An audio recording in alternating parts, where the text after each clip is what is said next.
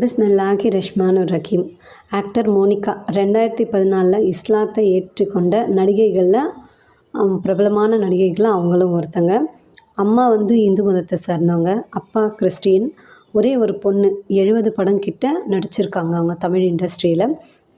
22வது வயதுலவே 70 படம் நடிச்சிட்டாங்க. அப்பா இறந்த பிறகு வெளியிடங்களுக்கு போகும்போது ஜஸ்ட் லைக் சூப்பர் மார்க்கெட், அதுக்கப்புறம் மால், இங்கெல்லாம் போகும்போது ரொம்ப கேலி கிண்டலுக்கு ஆளானதாக அவங்க சொல்லியிருக்காங்க.